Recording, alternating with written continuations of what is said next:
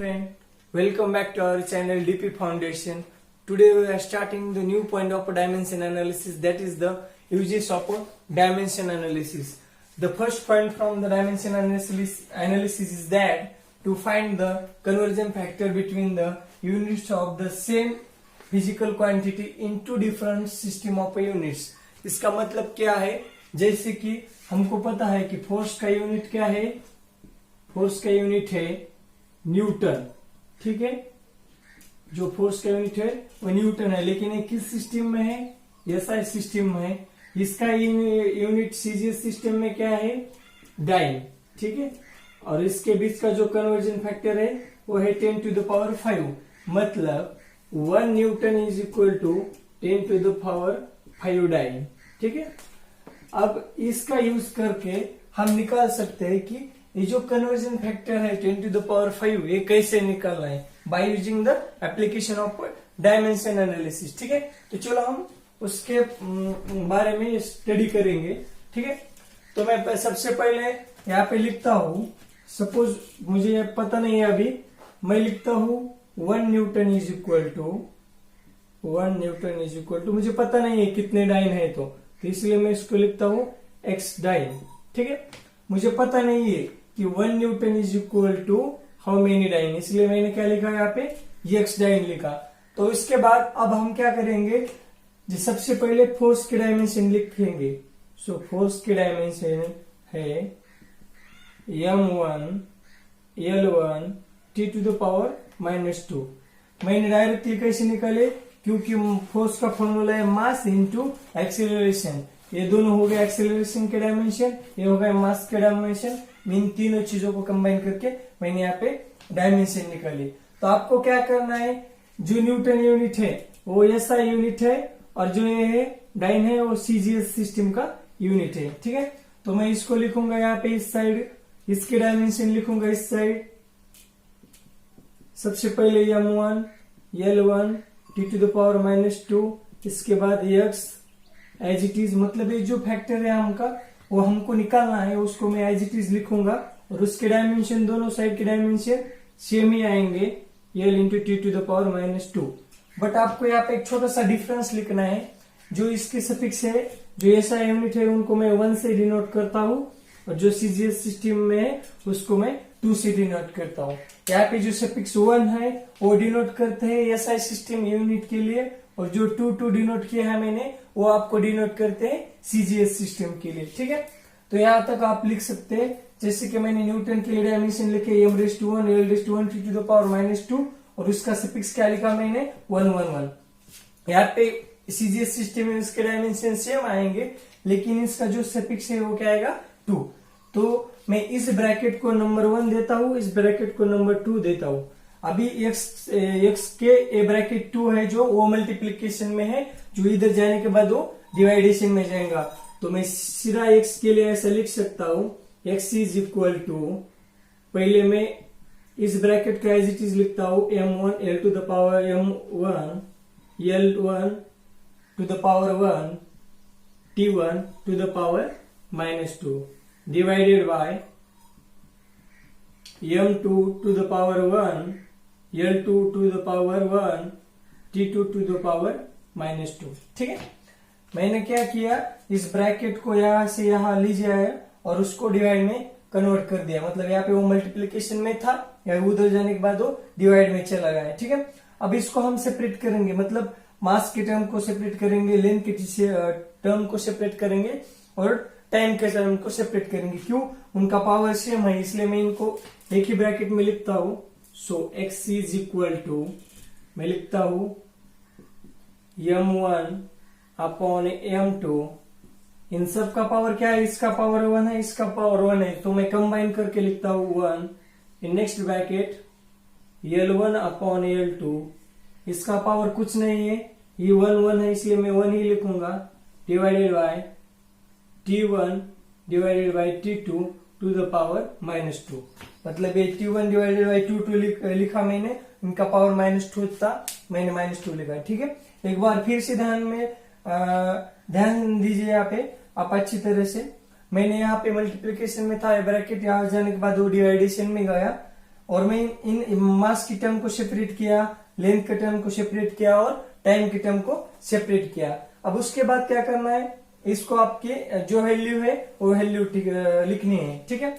तो मैं क्या लिखूंगा, x इज इक्वल टू, आपको पता है m1 किस चीजों के लिए सफिक्स लिया है मैंने, s1 के लिए, m2 किसके लिए लिया है मैंने, cgs के लिए, l1 किस सफिक्स के लिए लिया है मैंने, SI यूनिट के लिए, l2 किसके लिए लिखा है मैंने, cgs के लिए, t1 किसके लिए लिखा है मैंने, SI यूनिट के लिए, और t2 किसके लिए लिखा है मैंने, cgs के लिए। तो आपको पता है मास हम SI यूनिट में क्या कैसे मेजर करते हैं, किलोग्राम में, तो मैंने यहाँ पे लिखा केजी, और m2 फॉर cgs सिस्टम, तो मैं इसको क्या लिखूंगा, ग्राम, इसका पावर कुछ नहीं मतलब 1 है, ठीक है। उसके बाद आपको पता है L1 किस चीज के लिए है, SI यूनिट के लिए, मतलब जो L1 लेंथ है वो है SI सिस्टम के लिए। तो लेंथ SI सिस्टम में किस में मेजर करते हैं, मीटर में, और लेंथ L2 सेंटीमीटर में, इसका पावर कुछ नहीं मतलब 1, ठीक है। अब आपको पता है time T1 and T2 both are, मतलब दोनों का किस चीज में मेजर करते हैं, सेकंड में, मतलब SI यूनिट में भी टाइम सेकंड में मेजर किया जाता है और CGS यूनिट में भी सेकंड में मेजर किया जाता है। उसके बाद मैं इसको कन्वर्जन करता हूं, अब मैं किलोग्राम का ग्राम में कन्वर्जन करता हूं, 10⁻³ ग्राम डिवाइडेड बाय जी। मैं अब मीटर को सेंटीमीटर में कन्वर्ट करता हूं, 10⁻² सेंटीमीटर डिवाइडेड बाय सेंटीमीटर, और यहाँ पर सेकंड कैंसिल होके 1 आ जाएगा, उसका पावर -2, ठीक है। अब मैं यहाँ पे सॉल्व करता हूं, ये ग्राम कैंसिल हो जाएगा, ये सेंटीमीटर कैंसिल हो जाएगा। सो x इज इक्वल को आ जाएगा 10⁻³ इंटू 10⁻² इंटू 1, मतलब 1 का 10⁻² कितना आ जाएगा, 1, यहाँ पे आ जाएगा 10⁻², यहाँ पे कितना आ जाएगा 10⁻3। अब इसको सॉल्व करते हैं हम, जो हमारा फैक्टर आएगा x इज इक्वल टू 10�5, मतलब हमने क्या किया, यहाँ पे बेस सेम है इसलिए इसकी एडिशन की और 10�5 आ गए, ठीक है। ये जो हमारी कीमत आई वो कीमत है x की, ठीक है। ये कीमत हम इसमें लिखेंगे, so 1 newton is equal to x की कीमत हम यहाँ पे रख देंगे 5 और dyne as it is. So हमारी कीमत क्या आ गई, 1 newton is equal to 10⁵ dyne, हमारा एक एग्जाम्पल हो गया। अब हम नेक्स्ट एग्जाम्पल देखेंगे सेम टाइप का। जैसे कि हमको पता है वर्क डन हम किस चीज में मेजर करते हैं, जूल में। तो वर्क डन का जो SI यूनिट है वो क्या है, जूल, और उसका CGS यूनिट क्या है, अर्ग। जो इन दोनों के बीच में जो कन्वर्जन फैक्टर है, अब हम वो फाइंड करेंगे। उसके लिए आपको क्या करना पड़ेगा, सेम जो पहले एग्जांपल हमने सॉल्व किया था सेम उसी तरह से आपको प्रोसेस को फॉलो करना पड़ेगा। सबसे पहले आपको डायमेंशन पता होने चाहिए वर्क के, तो मैं वर्क के डायमेंशन लिखता हूं यहाँ पे। क्या डायमेंशन है, m⁻⁴ l⁻², t⁻⁻²। ये जो हमारी डायमेंशन है वो हमारी डायमेंशन है वर्क डन के, ठीक है। तो सबसे पहले आपको कन्वर्जन फैक्टर पता नहीं है तो आप उसके लिए क्या लिखेंगे, x। सो मैं लिखता हूं 1 जूल इज इक्वल टू, पता नहीं है इसलिए मैं x लिखता हूं, उसके बाद लिखता हूं अर्ग, ठीक है। मतलब हमें पता ही नहीं है 1 joule is equal to how many erg, इसलिए मैंने क्या लिखा, फैक्टर x, ठीक है। अभी उसी तरह से सेम प्रोसेस करेंगे, हम लिखेंगे SI यूनिट के लिए वन साइड, मतलब लेफ्ट हैंड साइड को dimension, for CGS system right hand side को डायमेंशन, ठीक है। तो मैं यहाँ पे लिखता हूं m⁻⁴ l⁻², t⁻², ठीक है। यहाँ मैंने x पावर लिख दिया, उसके बाद मैं लिखता हूं m⁻⁴ l⁻², t⁻⁻², ठीक है। अब यहाँ पे आप ध्यान दीजिए, जहाँ पे SI यूनिट है उसके लिए मैं सफिक्स 1 लिखता हूँ, जहाँ पे CGS सिस्टम है वह उसके लिए मैं यूनिट लिखता हूँ 2, ठीक है। सफिक्स जो CGS यूनिट है उसके लिए मैं सफिक्स लिखूंगा 2, जो SI यूनिट है उसके लिए मैं सफिक्स लिखूंगा 1, मतलब मास इन SI सिस्टम इसके लिए सफिक्स में 1 लिखूंगा, मास इन CGS सिस्टम इसके लिए मैं m2 लिखूंगा, लेंथ L1 के लिए मैं 1 सफिक्स लिखूंगा, वन का मतलब क्या है, वो एसआई यूनिट होगा, और टू सफिक्स का मतलब क्या है, वो जो यूनिट है वो सीजीएस सिस्टम में यूनिट है। ठीक है, अब ये इस ब्रैकेट को मैं 1 नंबर देता हूँ, इस ब्रैकेट को 2 नंबर देता हूँ। जो 2 नंबर का ब्रैकेट है वो x के मल्टीप्लीकेशन में है, अभी यहाँ पे मल्टीप्लाई में है, इधर जाने के बाद वो डिवाइड में जाएगा, तो x इज इक्वल टू क्या आएगा, मैं पहला ब्रैकेट एज इट इज लिखता हूँ, वो m raise to 1 L1 to the power 2 T1 to the power -2। उसके बाद मैं लिखता हूँ m2 उसका पावर 1 L2 उसका पावर 2 T2 उसका पावर -2। ठीक है, तो हमने यहाँ पे देखा दोनों का डिवाइडेशन कर रहा हूं। अभी मास की टर्म हम सेपरेट करेंगे, लेंथ की टर्म सेपरेट करेंगे और टाइम की टर्म सेपरेट करेंगे। तो मैं यहाँ पे आपको सेपरेट करके दिखाता हूँ। m1 डिवाइडेड बाय m2, इन दोनों का पावर कितना है 1, इसलिए मैंने यहाँ पे 1 लिखा। इसके बाद L1 डिवाइडेड बाय L2, इसका पावर कितना है 2, इसलिए मैंने यहाँ पे 2 लिखा। उसके बाद T1 डिवाइडेड बाय T2, इसका पावर कितना है -2, मतलब इन दोनों का पावर कितना है -2। एक बार फिर से देखिए, ये दोनों को मैंने डिवाइड किया, m1 डिवाइडेड बाय m2, इनका पावर कॉमन है 1, L1 डिवाइडेड बाय L2, इन दोनों का पावर कॉमन है 2, इसलिए मैंने यहाँ पे 2 लिखा। T1 डिवाइडेड बाय T2, इन दोनों का पावर कॉमन है, इसलिए यहाँ पे मैंने -2 लिखा। ठीक है, उसके बाद लिखता हूं मैं अभी x इज इक्वल टू, आपको पता है मास हम एसआई यूनिट में किन चीजों में मेजर करते हैं, किन यूनिट में, किलोग्राम में, इसलिए मैंने किलोग्राम लिखा। और m2 क्या, m2 सफिक्स किसके लिए है, सीजीएस सिस्टम के लिए है, मतलब मास m2 हम किस चीज में मेजर करते हैं, सीजीएस सिस्टम में, तो मैंने उसके लिए यहाँ पे ग्राम लिखा। मास m1 फॉर एसआई यूनिट, मतलब यह आपका m1 सफिक्स है, वो मैं एसआई यूनिट के लिए यूज करता हूँ, इसलिए मैं यहाँ पे मैंने केजी यूज किया। m2 मैं ग्राम के लिए यूज करता हूँ, इसलिए मैंने जी यूज किया। अब हम बात करेंगे लेंथ की। ठीक है, इसका पावर 1 है, इसलिए मैं वहां पे नहीं लिखूंगा, इसका पावर 2 है तो मैं उसका लिखूंगा। ठीक है, L1 फॉर एसआई यूनिट, मतलब लेंथ हम L1 लेंथ आती है, किस यूनिट में आती है, एसआई यूनिट में, तो हम लेंथ किस चीज में मेजर करते हैं, मीटर में। अब बात करेंगे हम L2 लेंथ की। L2 लेंथ हम किस चीज में, L2 सफिक्स किस में आता है, सीजीएस में, और सीजीएस में लेंथ कैसे मेजर की जाती है, सेंटीमीटर में, मतलब लेंथ का जो यूनिट है सीजीएस में वो क्या है, सेंटीमीटर। उसका पावर, इस ब्रैकेट का पावर कितना है 2, मैं लिखता हूं। उसके बाद हम बात करेंगे टाइम की। तो टाइम सीजीएस सिस्टम में भी सेकंड में मेजर किया जाता है और एसआई सिस्टम में भी सेकंड में मेजर किया जाता है, और इसका पावर कितना है 2, तो मैंने उसका पावर -2 लिख दिया। ठीक है, अब इसको हम सॉल्व करेंगे। अब किलोग्राम का कन्वर्जन में किलोग्राम में करता हूं, तो 1 kilogram is equal to how many gram, 10 to the power 3 gram, और जो हमारा कन्वर्जन फैक्टर है, so 1 kg is equal to 10 to the power 3 gram. नीचे का ग्राम एज इट इज लिखूंगा। उसके बाद हम बात करेंगे मीटर की। सो 1 में अब एक हम जो मीटर को है सेंटीमीटर में कन्वर्ट कर देंगे।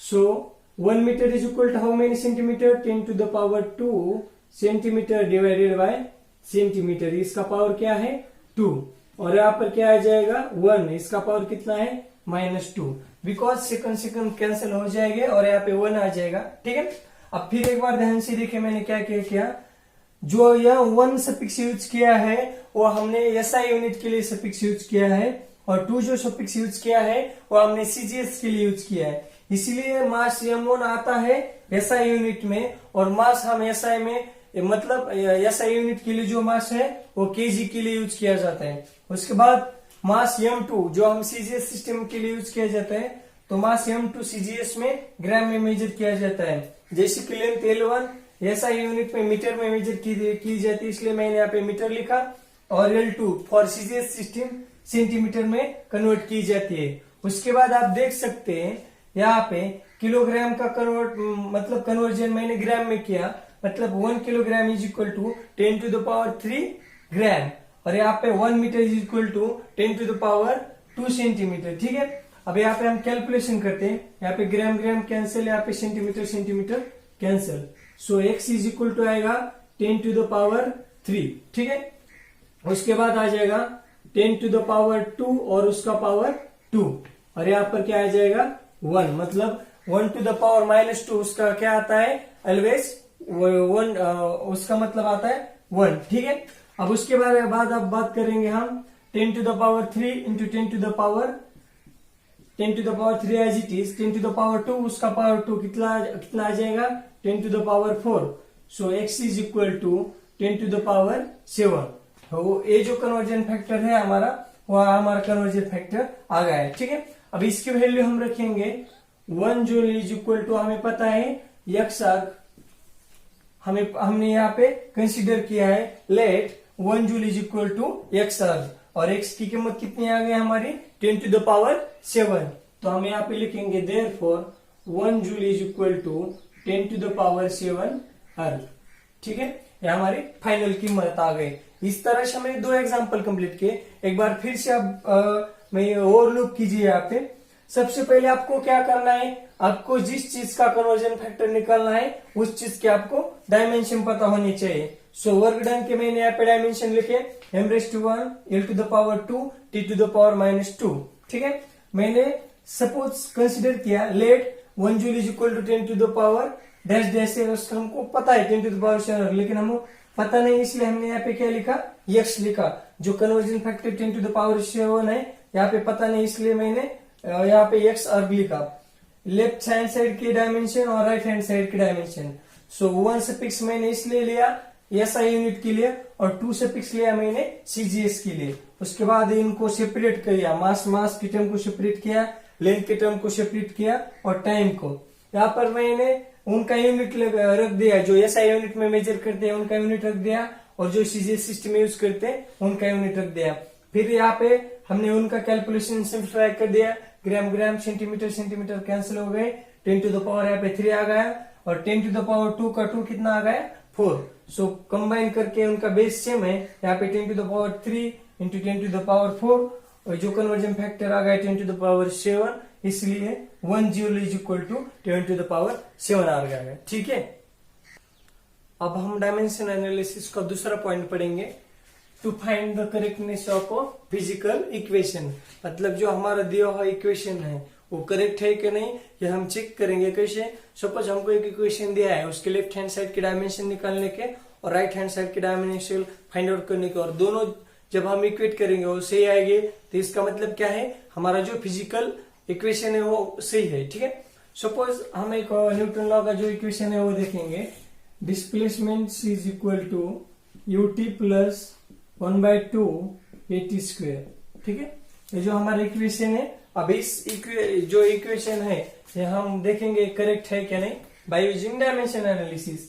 अब ठीक है, मैं डायमेंशन निकलता हूँ लेफ्ट हैंड साइड के LHS, डायमेंशन ऑफ LHS, ठीक है। मैं यहाँ पे LHS के डायमेंशन निकलता हूँ इज इक्वल टू, यहाँ पे क्या है U है, सॉरी अब यहाँ पे सिर्फ लेफ्ट हैंड साइड को क्या है सिर्फ डिस्प्लेसमेंट है, मतलब यहाँ पे मास एब्सेंट है 0, L1 सिर्फ लेंथ ही प्रेजेंट है और टाइम भी एब्सेंट है।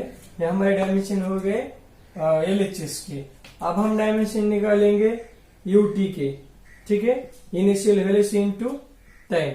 तो अब इनिशियल वेलोसिटी का डायमेंशन क्या है L1 into t to the power -1, ठीक है, L1 into t to the power -1, मैं इसको एज इट इज लिखता हूं, और टाइम के क्या है T1।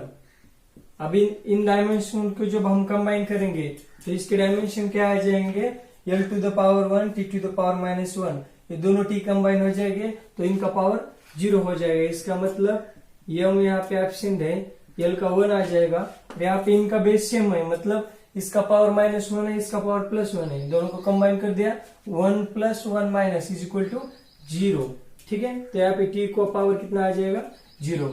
उसके बाद हम बाय डायमेंशन देखेंगे 8 स्क्वायर के, ठीक है।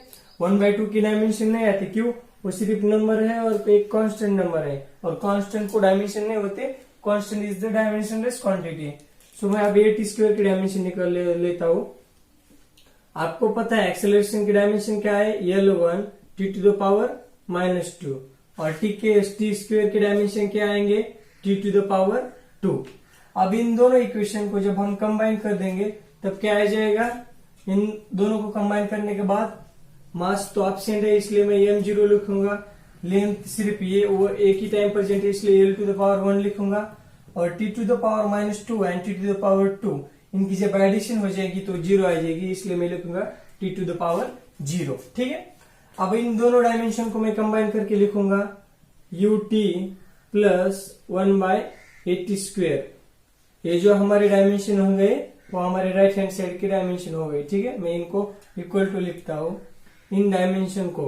ठीक है, अब ये पहला डायमेंशन है m0 l1 t0 plus m0 l1 t0।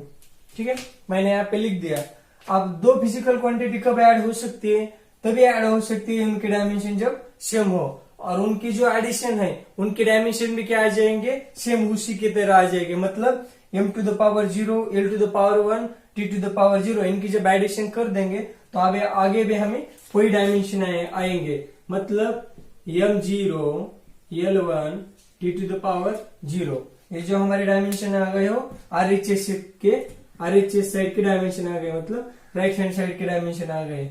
और ये LHS साइड के भी डायमेंशन एक बार देखिए, वो क्या है m to the power 0 l to the power 1 t to the power 0। ये जो डायमेंशन है हमारे वो LHS के है, ये जो डायमेंशन है हमारे m0 l1 t to the power 0। दोनों डायमेंशन सेम है, इसलिए मैं यहाँ पे लिखता हूं LHS is equal to RHS। ठीक है, मतलब दोनों साइड के डायमेंशन क्या आ गए, करेक्ट आ गए। तो ये हमारा वे है, हम इस तरह से डायमेंशन की करेक्टनेस फाइंड कर सकते हैं। मतलब हमें जो डायमेंशन जो इक्वेशन दिया गया है s is equal to ut plus 1/2 80², इसका यूज मतलब इस डायमेंशन एनालिसिस का यूज कर हम उस इक्वेशन को फाइंड कर सकते हैं दिया गया इक्वेशन करेक्ट है क्या नहीं। तो by using dimension analysis this is the true equation. ठीक है, अब एक हम दूसरा एग्जांपल देखेंगे जो सेम इसी टाइप का है, उसी एग्जांपल को हम देखेंगे। ठीक है, देखिए अब मैं लिखता हूं v is equal to u plus at। ठीक है, अब इसको ये जो इक्वेशन है ये न्यूटन का सेकंड इक्वेशन है। ठीक है, इस इक्वेशन को मतलब ये तो करेक्ट ही है, but by using the dimension analysis, मतलब जो हमारा डायमेंशन एनालिसिस का जो यूज है उसका यूज करके हम देखेंगे इक्वेशन सही है या नहीं। ठीक है, तो सबसे पहले मैं लेफ्ट हैंड साइड की डायमेंशन लेता हूं। So LHS is equal to left hand side की डायमेंशन लिखता हूं, p की डायमेंशन लिखता हूं। यहाँ पे वेलोसिटी के डायमेंशन क्या होते हैं, m0 l1 t to the power -1। ठीक है, मैंने यहाँ पे लिख दिया ब्रैकेट क्लोज। उसके बाद अब मैं डायमेंशन लिखता हूं v for velocity, final velocity, a for initial velocity, and यहाँ पे ये क्या है, एक्सेलरेशन। अब उसके बाद में RHS के डायमेंशन निकालने से पहले मैं इनिशियल वेलोसिटी के डायमेंशन निकालता हूँ। वेलोसिटी इनिशियल हो या फाइनल हो उसका डायमेंशन क्या होंगे, सेम ही होंगे, इसलिए मैं यहाँ पे उसके डायमेंशन एज इट इज लिखता हूँ m0 l1 t to the power -1। अब उसके बाद हम डायमेंशन निकालेंगे at के। ठीक है, at के अब आपको पता ही होगा एक्सेलरेशन की डायमेंशन क्या है, m0 l1 t to the power -2, और इस टाइम के डायमेंशन क्या है t1। तो मैं इन डायमेंशन को कंबाइन कर दूंगा। आपको पता है जब पावर सेम हो, सॉरी आपको पता है जब बेस सेम हो और पावर डिफरेंट हो तो उनकी एडिशन होती है। तो यहाँ पे क्या आएगा t to the power -2 plus 1, मतलब t टू द पावर -1। ठीक है, यहाँ पे देखिए, तो यहाँ पे पावर बेस सेम है इसलिए पावर की एडिशन होगी t to the power -2 plus 1 t to the power -1। ठीक है, तो हमारे डायमेंशन क्या आ जाएंगे, m0 l1 t to the power -1, ये हमारे डायमेंशन हो गए। ठीक है, अब इन दोनों को लिखता हूं मैं RHS is equal to u plus at। इन दोनों के डायमेंशन क्या आएंगे फिर, m0 l1 t to the power -1। मतलब तभी दो फिजिकल क्वांटिटी ऐड हो सकती है जब इन दोनों की डायमेंशन सेम हो। उनके डायमेंशन जब डिफरेंट होते हैं तो दो फिजिकल क्वांटिटी ऐड नहीं हो सकती। यहाँ पर आप देख सकते हैं ए टी के और यू के डायमेंशन सेम ही है, इसलिए वो दोनों ऐड हो सकते हैं, इसलिए मैंने डायरेक्टली लिखा। और यहाँ पे आप ऑब्जर्वेशन कर सकते हैं एलएचएस के डायमेंशन क्या है, m0 L1 t to the power -1, और आरएचएस के डायमेंशन क्या है, वो same m0 L1 t to the power -1। यहाँ से हम क्या कंक्लूजन निकाल सकते हैं, so LHS is equal to RHS, मतलब left hand side is equal to right hand side. ठीक है, जब हम दोनों साइड इक्वल आ जाएगी, इसका मतलब क्या है, हमारा दिया हुआ इक्वेशन करेक्ट है। ये जो इक्वेशन मतलब ये जो है हमारा दूसरा यूज है डायमेंशन एनालिसिस का। ठीक है, अब इसके बाद हम नेक्स्ट पॉइंट देखेंगे अगले लेक्चर में। और आपको नेक्स्ट पॉइंट जब देखना हो तो आपको हमारे चैनल को सब्सक्राइब कीजिए। और हमने ये जो क्लासेस निकाले हैं वो फ्री ऑफ कॉस्ट निकाले, और प्लीज आप जितना हो सके इस वीडियो को वायरल कीजिए, सब्सक्राइब कीजिए हमारे चैनल को। Thank you so much.